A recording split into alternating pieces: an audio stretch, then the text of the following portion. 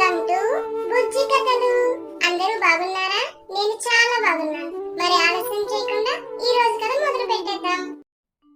మళ్ళీ పార్సిలా ఏంటి? నైట్ డ్రెస్సా? ఎప్పుడు మగరాయిల్లో అలా ప్యాంటు చొక్కా కొనుక్కోకపోతే లక్షణంగా లంగా ఓనినో చీర కొనుక్కోకూడదా? నేను లంగా ఓని వేసుకోవడం ఎందుకు? నువ్వే ప్యాంటు షర్టు వేసుకో. ఏంటి ఆ పొగరు? పెద్దదాన్ని గౌరవం కూడా లేకుండా.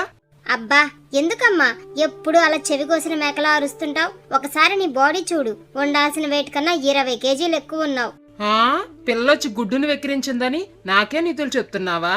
నేను నీ కూతుర్నమ్మా. నీ ఆరోగ్యం నేను కాకపోతే ఇంకెవరు చూస్తారు చెప్పు?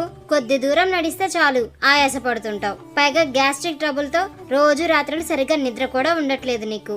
ఎక్సర్సైజ్ చేయమంటే చీర కట్టుకుని ఏం చేస్తాను అంటావు. అందుకే ప్యాంటు షర్టు వేసుకోమన్నాను, ఇవైతే కంఫర్ట్ గా ఉంటాయని. వేసుకున్నానులే. ఈ వయసులో నలుగురు చూస్తే నవ్విపోరు?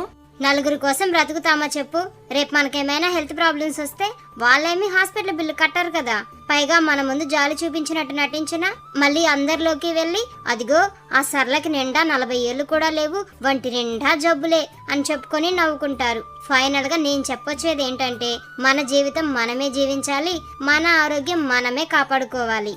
బాగానే చెప్పావు, కానీ లేదు గీనీ లేదు. ఈ కొత్త నైట్ డ్రెస్ నీకోసమే ఆర్డర్ పెట్టాను. ఒకసారి వేసుకొని సైజ్ సరిపోయిందో లేదో చూసుకో అంటుంది స్వేచ్ఛ. కూతురి మాటల్లోని అంతరార్థం అర్థమైన సరళ నైట్ డ్రెస్ తీసుకొని గదిలోకి వెళ్తుంది. 13 ఏళ్లకే పెళ్ళై అప్పటి నుంచి తనను చీరల్లోనే చూసుకొని అలవాటు పడిన ఆమె ఒక్కసారి నైట్ డ్రెస్ లో చూసుకొని సిగ్గుతో ముడుచుకుపోతుంది.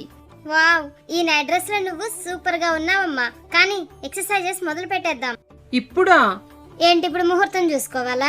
చేసే పని చేస్తున్న మనసు మంచివ్వాలే కానీ ఎలాంటి ముహూర్తాలతోనూ పని లేదు. కానీ మొదలు పెడదాం అని స్వేచ్ఛ యూట్యూబ్లో వచ్చే ఎక్సర్సైజెస్ వీడియోస్ని స్టార్ట్ చేస్తుంది. ఎప్పుడు చీరకట్టులోని అందానికి కట్టుబడిన ఆమె మొదటిసారి నైట్ డ్రెస్లోని కంఫర్ట్ని కూడా ఫీల్ అవుతుంది. ఏమో అనుకున్నా గాని స్వేచ్ఛ, నైట్ డ్రెస్ చాలా అనుకూలంగా ఉందే. చాలా తేలిగ్గా, చాలా హుషారుగా కూడా ఉంది అంటూ చిన్న పిల్లలా గెంతులేస్తుంది సరళ. తర్వాత కొద్ది రోజులకే ఎక్సర్సైజెస్ చేస్తూ సమతులాహారం తీసుకోవడం వల్ల బరువు తగ్గి ఆరోగ్య సమస్యలన్నీ చాలా వరకు తగ్గిపోతాయి.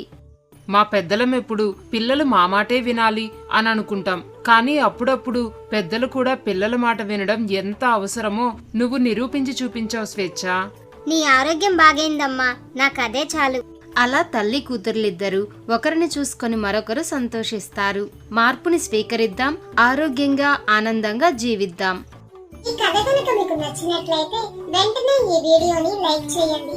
ఇలాంటి మరిన్ని మంచి మంచి కథల కోసం మన బుజ్జి కథలు యూట్యూబ్ ఛానల్ ని సబ్స్క్రైబ్ చేసుకోండి. Thanks for watching.